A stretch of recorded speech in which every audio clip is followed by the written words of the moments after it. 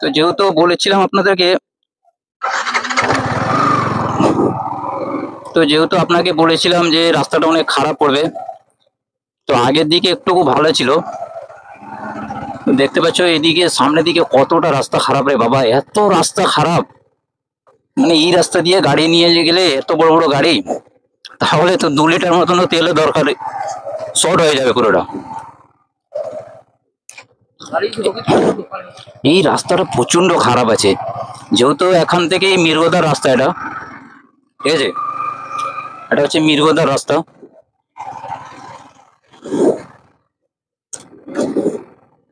এই রাস্তা দিয়ে গাড়ি নিয়ে গেলে কতটা অসুবিধা হয় বলো দেখি।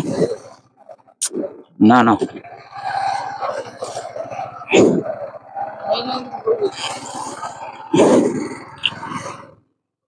তো ভাই দেখতে পাচ্ছ কিরকম রাস্তাটা। তো আমরা বেরিয়েছি সকাল 7টা থেকে দীঘা যাওয়ার জন্য, ঠিক আছে। তো রাস্তায় গাড়ি লিক হয়ে গেল, একটা ব্লগ শুট করলাম আমরা। তো আরো ব্লগ শুট করতে করতে আমরা যাচ্ছি, ঠিক আছে। তো দেখো দেখি কতটা খারাপ রাস্তা, এতটা প্রচন্ড খারাপ রাস্তা, যেহেতু দেখতে পাচ্ছেন আপনারা। তবুও ভাই এই রাস্তা দিয়ে সব যাতায়াত করে, ট্যাকার, লরি, সব দেখতে পাচ্ছ আপনারা। এই রাস্তা দিয়ে গাড়ি নিয়ে অনেক কষ্ট হয়ে ভাই।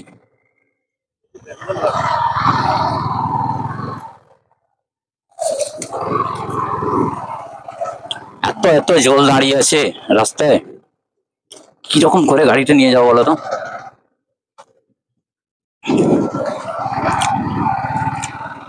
বলো, যেহেতু আমরা ব্লগ বানাচ্ছি।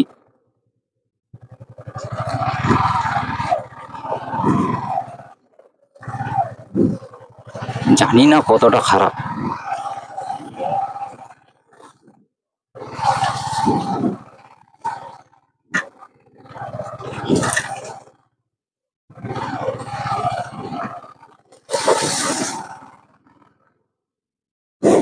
দেখো আজকে বৃষ্টিটা কমে গেছে, দেখো আজকে বৃষ্টিটাও হচ্ছে না।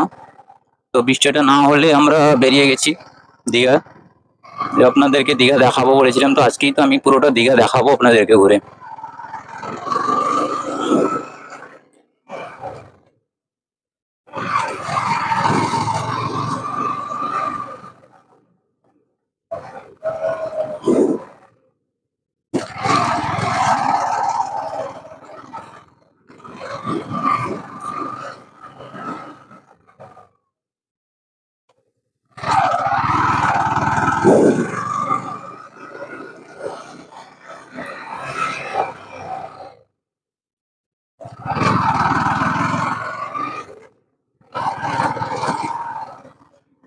এই রাস্তাটা প্রচন্ড খারাপ আছে।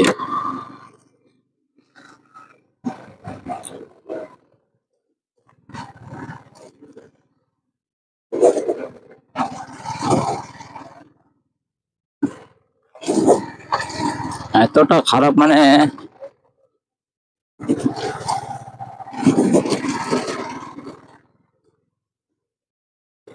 আবার ওদিকে গেলে মির্গদা থেকে পরে আবার রাস্তাটা অনেকটা ভালো আছে, ঠিক আছে। মির্গদা থেকে পরে ওদিক সাইডটায় অনেকটা ভালো রাস্তা আছে। যেহেতু কাসবাগোলা থেকে আপনারা আসবেন, মির্গদা অব্দি রাস্তাটা খারাপ আছে, ঠিক আছে। না আর অতটা খারাপ নেই ওদিকে রাস্তাটা।